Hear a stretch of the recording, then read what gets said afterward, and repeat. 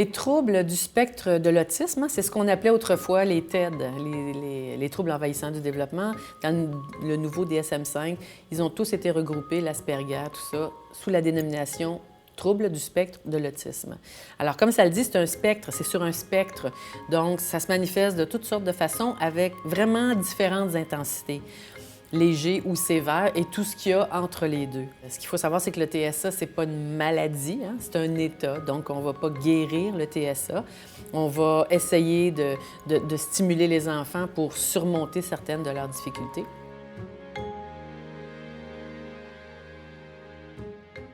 Une des caractéristiques des enfants TSA, c'est leur difficulté à entrer en contact avec les autres êtres humains. Donc, ça peut se passer de toutes sortes de façons. Parfois, ils vont avoir la difficulté à avoir un contact visuel avec nous autres, nous regarder dans les yeux. Mais parfois, ils vont être capables de nous regarder dans les yeux, mais c'est comme s'il n'y a pas d'affect, hein? C'est comme s'il n'y avait pas d'émotion en eux.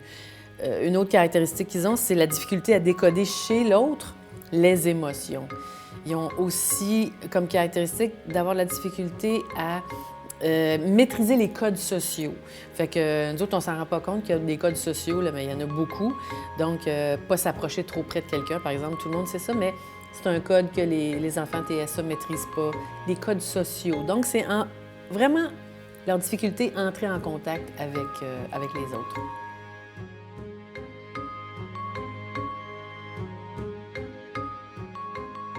Il y a certains indices qui devraient nous dire plus que les autres qu'il y a quelque chose qu'on devrait aller investiguer.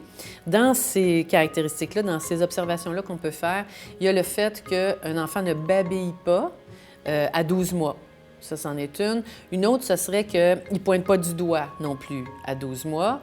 Ou alors, il ne dit pas aucun mot rendu à l'âge de 16 mois. C'est un autre indice qui devrait nous mettre sur la piste. Ou bien que cet enfant-là ne fait pas de phrase de 2 mots rendus à 2 ans. À 24 mois, un enfant devrait être capable de faire une phrase de 2 mots. On va se rappeler que tout ce qu'on vient de se dire maintenant, ça ne doit pas servir à poser un diagnostic. C'est seulement des indices qui devraient nous permettre d'observer des choses chez les enfants et donc de les partager avec un parent parce que peut-être que ces signes-là veulent dire quelque chose et qu'il faut faire une investigation.